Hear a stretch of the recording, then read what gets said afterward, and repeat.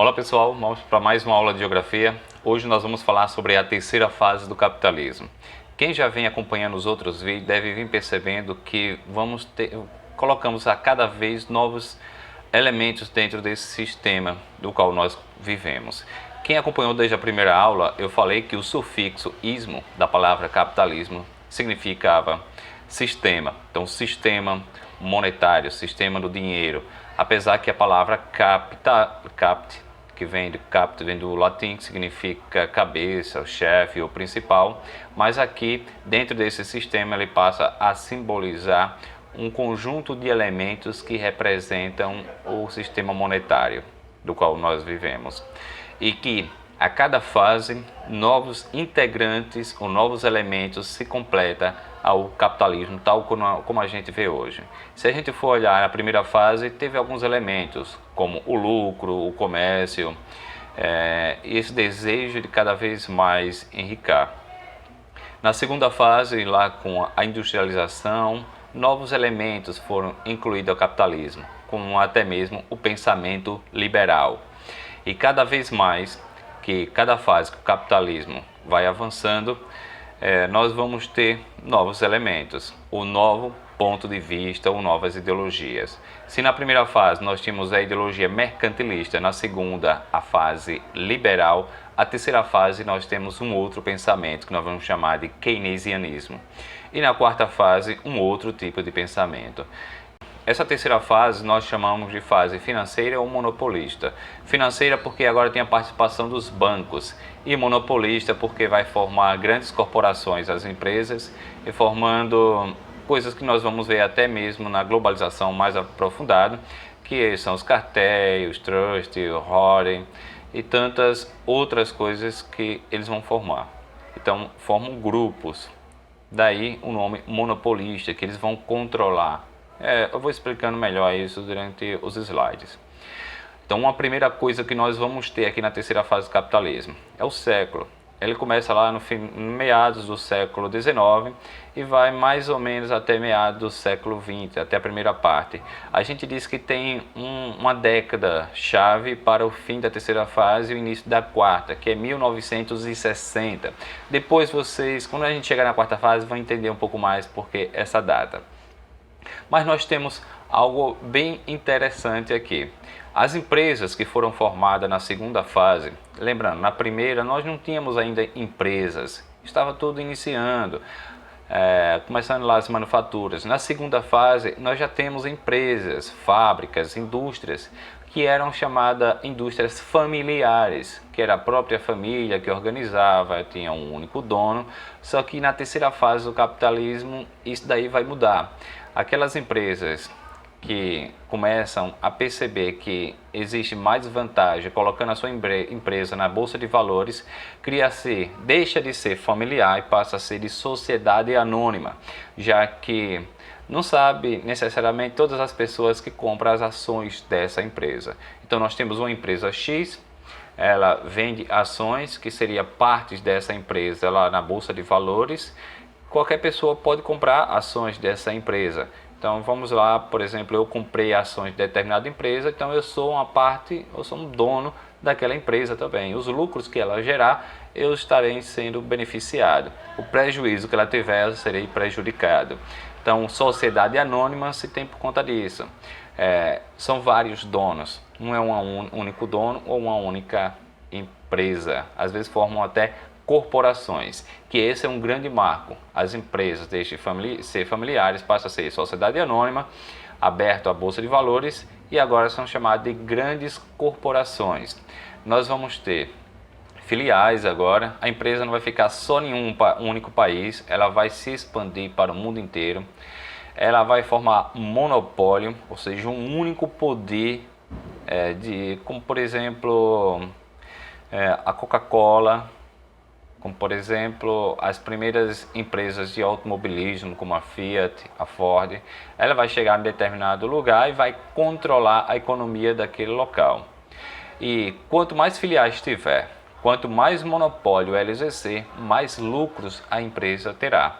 Então nós vamos fazer um crescimento enorme dessa empresa familiar, que agora vai ser de sociedade anônima, que vão ser chamadas de corporações, vários corpos espalhados pelo mundo inteiro, que nós vamos chamar de multinacionais ou transnacionais. É basicamente a mesma coisa, a trans ou a multi, mas nós vamos comentar isso, eu vou deixar um gostinho para vocês, para quando nós estivermos falando sobre industrialização. Então nós temos já no século XIX, lá no finalzinho, 1880, 1890, o surgimento de algumas empresas, como a Nestlé, vai surgir lá na Suíça, e hoje parece que ela é uma marca brasileira, de tantas coisas que ela vende, coisas que são nacionais e espalhada pelo mundo inteiro. Surgiu em um país como uma empresa familiar, depois ela foi mudando, se expandindo, se tornou-se uma grande corporação, final do século XIX, e nós estamos agora no século XXI, e essa é uma das maiores empresas alimentícias do mundo. Nós temos uma outra aqui, a Coca-Cola. Veja, começou com refrigerante, a própria Coca-Cola, só que ela foi se expandindo, ganhando outras empresas, fazendo fusões, comprando, isso fazendo com que a Coca-Cola se tornasse essa grande corporação multinacional, transnacional que é hoje. A Fiat também surgiu lá no final do século XIX. Coca-Cola, no caso, americana, e a Fiat italiana. Mas surgiu em um país, só que agora não pertence mais a ele. Passou pelas fronteiras desse país, se expandiu pelo mundo inteiro. Isso em decorrência principalmente da inovação da tecnologia dos transportes, que facilitou a empresa se deslocar mais facilmente de um país para outro. Mercadorias, pessoas, então começou a se movimentar mais, fazendo com que a globalização fosse mais evidente. Então as marcas foram se espalhando pelo mundo todo. A marca agora não é só do seu país, é certo que tem uma sede no país que se originou, mas ela se expande várias filiais para o mundo inteiro. Um outro ponto dentro da terceira fase do capitalismo são os bancos, e grande importância. Quem assistiu a primeira aula deve saber que quando a gente estava falando do burgo, ou da classe burguesa que estava surgindo lá no período comerciais, das rotas comerciais, eu falei algo que começou a surgir comerciantes e começaram a surgir também os bancários. E esses bancários e comerciantes que moravam dentro do burgo foram crescendo junto, um basicamente dependendo do outro. Um cara lá que tinha um pouco de dinheiro começou a emprestar para seu fulano ali que tinha um comércio, e fez com que seu fulano investisse mais na sua produção e vendesse mais. E esse cara que tinha emprestado começou a ter um lucro diante disso, e ele foi crescendo. Então os dois vão crescendo junto. E aí um dos dois pilares do capitalismo, desde a primeira fase até agora, bancos e comerciantes. Os bancos passam a ter um papel importante no financiamento da produção, né? Então quanto mais financiar, é como se fosse esse salto aí que nós estamos vendo nessa imagem. Financiou, a empresa vai crescer. Essa é a lógica, apesar que às vezes pode dar errado. Então, o crescimento das empresas e os bancos parece que desde o início eles são juntos. Uma das coisas que fez com que esse capitalismo novo agora, o chamado capitalismo financeiro porque o banco vai financiar, monopolista porque criou grupos de monopólio de um único poder, vai ser bem beneficiado com as novas invenções. Então o capitalismo estimulou ainda mais o aumento das invenções. Tanto que hoje a gente fala que o capitalismo está muito avançado. Ele vem... Isso a gente pode perceber até pelos próprios celulares, né? Celular, basta ver a Motorola, o LG, Samsung. Em pouco tempo, alguns meses, lança outra marca. Então, cada invenção, cada novo integrante, componente do celular já estimula o mercado, faz propaganda, e isso foi muito mais intensificado nessa terceira fase, século XIX, século XX, que fez com que as grandes invenções, essas novas invenções, fez com que o capitalismo fosse estimulado ainda mais, crescesse ainda mais. E das grandes invenções que auxiliou bastante o capitalismo a invenção do motor a combustão.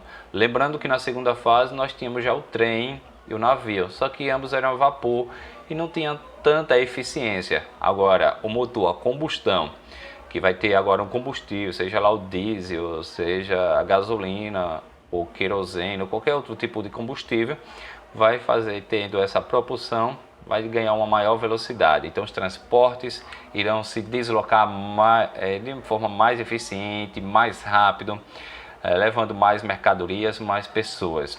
Então grandes invenções fazem com que o capitalismo se desenvolva ainda mais, principalmente agora no ramo de transporte, já que na terceira fase do capitalismo nós temos o avião, nós temos o automóvel, tem a invenção da televisão, do rádio, telefone. São muitas invenções. Inclusive essas invenções a gente vai comentar também nas fases da industrialização, que coincidem um pouco com as fases do capitalismo.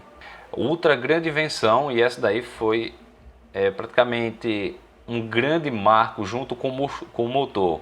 E agora nós temos a eletricidade. Essa eletricidade fez com que a vida das pessoas mudasse. A produção passou a ser maior, já que as pessoas poderiam produzir também à noite. Então a eletricidade faz com que aumente a produção. Se aumenta a produção, aumenta o número de mercadorias. Se aumenta o número de mercadorias disponíveis no mercado, o preço do produto baixa mais. E é justamente nesse período que vai surgir os anos dourados do capitalismo. A energia elétrica dá essa possibilidade às pessoas melhorarem de vida, ter novos hábitos agora noturnos, festas, não que antes não tinha sim, só que agora com maior frequência. Outro grande estímulo agora do capitalismo é a própria ciência. A ciência se desenvolveu muito nesse período e estava junto ali com as invenções. Quanto mais avançava a ciência, maiores são as técnicas, aprimoramento de algum produto que já se tem, como por exemplo o carro, cada vez mais sendo aprimorado, tendo uma melhor qualidade, o avião transportando mais pessoas, tendo mais eficiência. Então a ciência ajudou muito e tornou-se a grande parceira do capitalismo. Hoje a gente não pode falar de capitalismo sem falar de ciência. As duas estão muito unidas. Então a ciência é a serviço do próprio capital, melhorar os produtos, melhorar a qualidade de vida das pessoas. Pois vem melhorando cada vez mais a tecnologia, né? Quanto mais ciência, mais pesquisas, mais aprimoramento da tecnologia, mais produtos a ser vendido, como eu falei aqui do celular, mas a gente pode falar de televisão. E veja como as coisas vêm mudando constantemente e numa velocidade muito grande. É coisa até assustadora. E se a gente analisar um celular hoje, de um celular 5 ou até mesmo 10 anos atrás, mudou muito. Hoje praticamente poucas pessoas falam em comprar um computador, já que o celular é basicamente um computador. E muitos celulares são melhores do que o próprio computador. Então vai sendo implementado mais e mais tecnologia. Um outro tipo de melhoria na qualidade de vida das pessoas é o avanço da medicina. E a medicina avançou muito nesse período. Grandes e grandes descobertas em várias áreas da medicina. A química, principalmente a petroquímica, a química destinada ao petróleo, seu refinamento e tirando mais derivados do petróleo. Nesse período da terceira fase surge uma nova potência mundial, é os Estados Unidos. Ela surge lá na terceira fase, o capitalismo, e nessa quarta fase o capitalismo ainda é a principal potência mundial, apesar que tem algumas concorrências lá no Oriente, como a China, o Japão, mas os Estados Unidos tornou-se a grande potência. A gente diz que no período das duas guerras mundiais, na primeira e na segunda, que é justamente nesse período que vai vivenciar a terceira fase do capitalismo, os países saíram muito arrasados, destruídos por conta das duas guerras, mas os Estados Unidos saíram bem beneficiados. Antes dessa terceira fase do capitalismo, a grande potência mundial era a Inglaterra. E os Estados Unidos estavam ali à sombra da Inglaterra. Com as duas guerras e grandes avanços, grande melhoria nos Estados Unidos fez com que os Estados Unidos tornasse a grande potência econômica, militar e cultural. Um novo modo de produção começou a surgir nesse período da terceira fase do capitalismo, que é o Fordismo, criado por Henry Ford, o dono da empresa Ford. Ele cria um novo modelo de produção, baseado no Taylorismo, que era eficiência no trabalho, fazendo com que as pessoas trabalhassem sempre na mesma coisa, trabalho repetitivo. Por quê? Imagine a seguinte situação. Se você é um artesão, você precisa fazer todas as etapas. Então, se você for fazer uma sela de cavalo, você tem que cortar o couro, costurar, fazer acabamento, fazer tudo.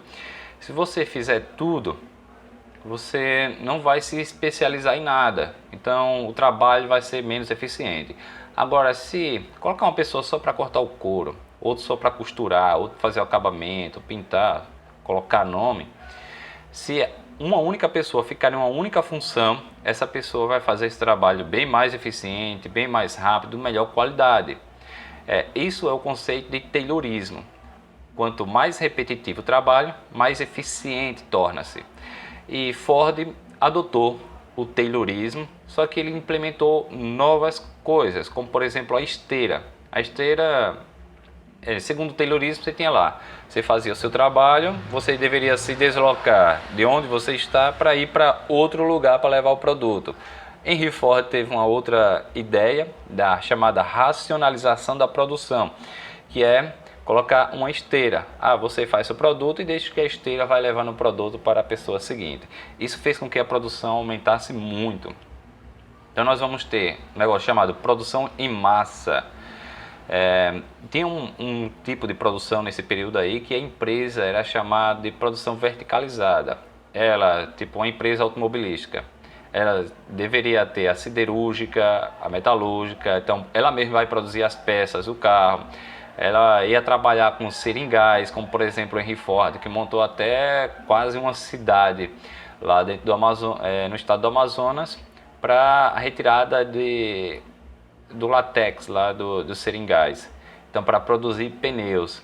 Então a empresa produzia o pneu, produzia o motor, produzia as peças e depois ela montava. Hoje não é mais assim. Hoje cada empresa, uma empresa diferente, está destinada a produzir algo.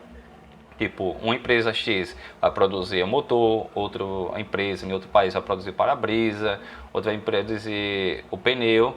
E hoje o que nós temos nessas empresas como a Ford é montar. Ela compra as peças de várias empresas e monta. Mas antes era verticalizada. Ela produzia tudo, da matéria-prima até o produto final.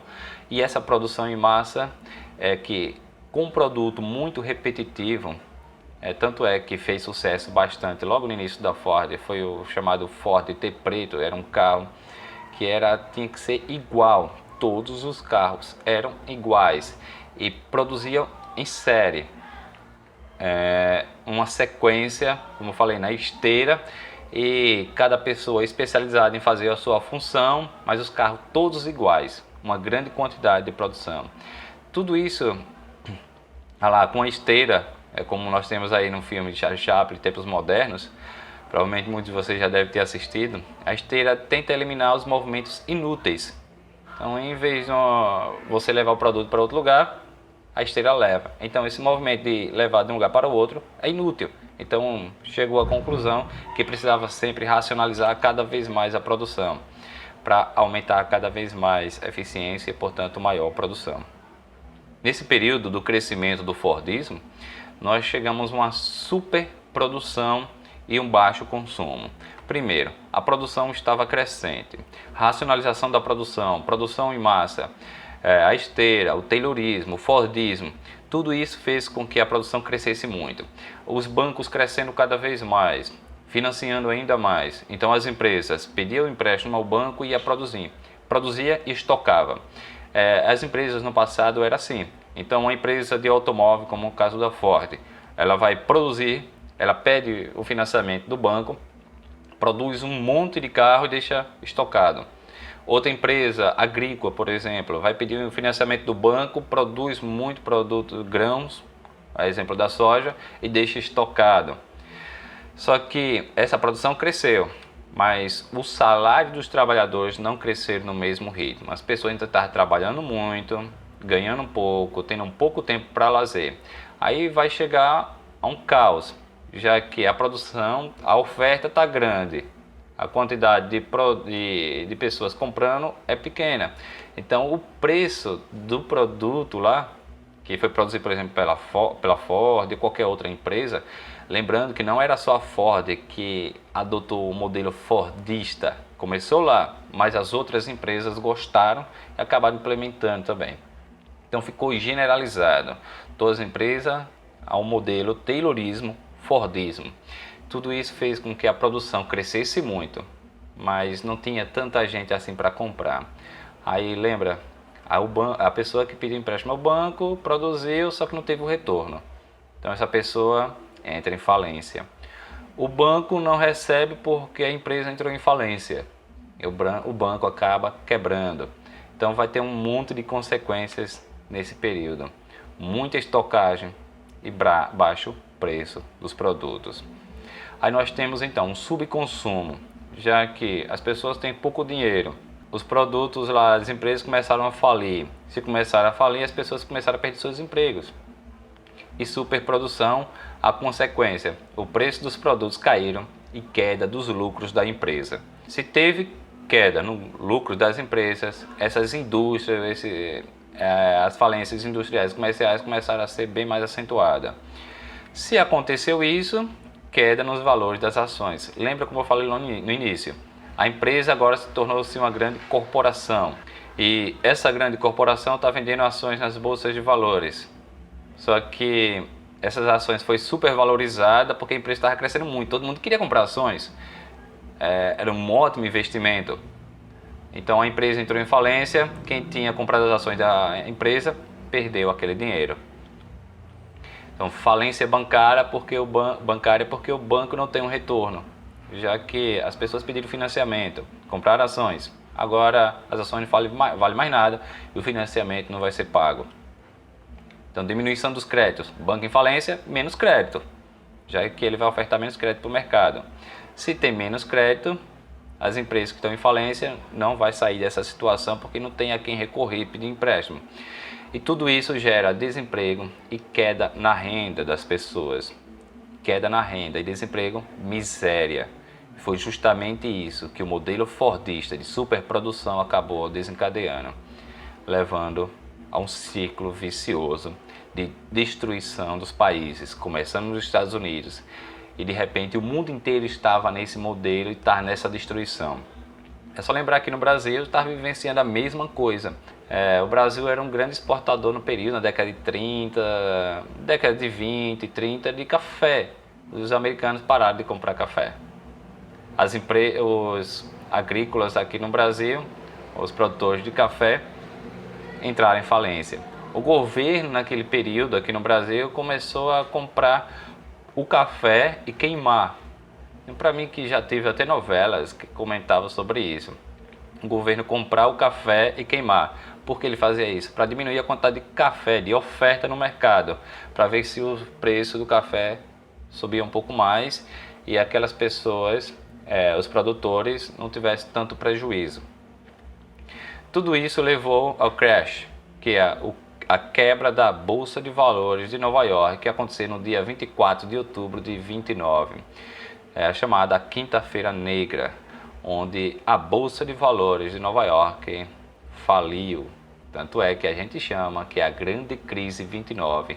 Depois dessa crise entrou uma grande depressão nos anos seguintes do capitalismo, até que venha alguém tente mudar isso. Teve alternativas para essa crise. Uma dessas alternativas foi conhecida como keynesianismo, nome dado por conta do economista inglês John Maynard Keynes. Keynes ele tinha várias ideias para tentar tirar o mundo dessa crise e fazer com que não tenha mais crises. E essa foi uma alternativa. E a alternativa para ele: o Estado deve controlar a economia. Lembra que na segunda fase os liberais diziam: o Estado não tem que controlar a economia coisa nenhuma, fique preocupado com outra coisa, com a administração, e garantir com que a economia vá por si só.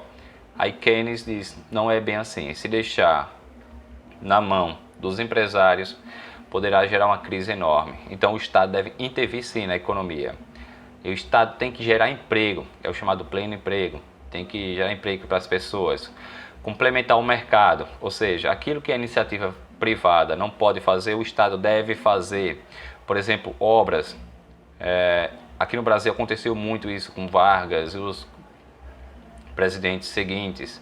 Exemplo, Juscelino Kubitschek, exemplo do período militar, que não tinha, a iniciativa privada não tinha como fazer hidrelétricas. O Brasil estava precisando de hidrelétrica para o início da industrialização, que é a matéria-prima para a indústria. Já que sem energia elétrica nada se move, ou ficaria deficiente lá as indústrias. Então precisa fazer hidrelétricas. Quem faz? O Estado, já que a iniciativa privada não tem dinheiro suficiente para produzir. Segundo Keynes, é melhor administrar uma empresa estatal do que privatizá-la. Então ele dizia, olha, é melhor a gente ter uma empresa em nossas mãos administrando do que privatizar essa empresa que vai gerar menos lucro. Essa era a ideia dele.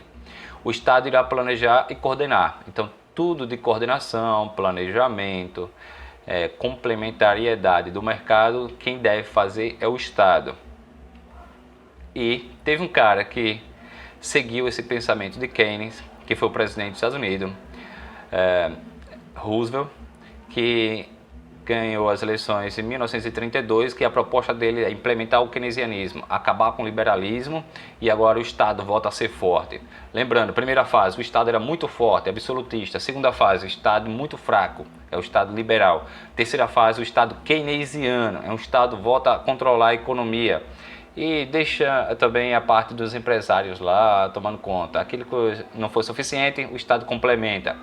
E o keynesianismo foi posto em prática. Tanto é que o slogan de Roosevelt era New Deal, que significa um novo acordo. For a New Deal, para um novo acordo. Esse novo acordo tinha algumas particularidades. Vamos lá, diminuir o liberalismo. Fazer com que o Estado intervenha na economia, chamado Estado interventor, fazendo as obras, pavimentação, grandes rodovias. Parece que surge um presidente no Brasil que tem esse ideal. Juscelino Kubitschek fez as grandes estradas no Brasil e o período militar. Então o Brasil foi um Estado keynesiano, sim. O Estado começou a ter muitas empresas. Lembra que até pouco tempo atrás o Brasil controlava muitas empresas, grandes empresas estatais, que depois foram privatizadas e outras ainda mantêm-se na administração do Estado. Mas o Brasil incentivou e foi muito forte nessa questão do keynesianismo. O aumento dos salários. Ele falou, olha, o salário da galera está muito baixo, então vamos aumentar o salário desse povo. E o salário da galera subiu. Outra coisa que teve junto com o aumento de salário foi a queda da jornada de trabalho. Lembra, as pessoas estavam trabalhando muito, ganhando pouco. Então vamos inverter essa lógica. As pessoas vão ganhar mais e vão trabalhar menos. Você com mais dinheiro no bolso e mais tempo livre para o lazer, você vai comprar mais. Então cria-se agora o American Way of Life, que é o modo de vida americano, que faz com que surja esse consumismo muito forte. Esse consumismo, pessoas com mais tempo livre para gastar esse dinheiro a mais, vai comprar mais. Então as empresas vão sendo reabilitadas, vão voltando a crescer.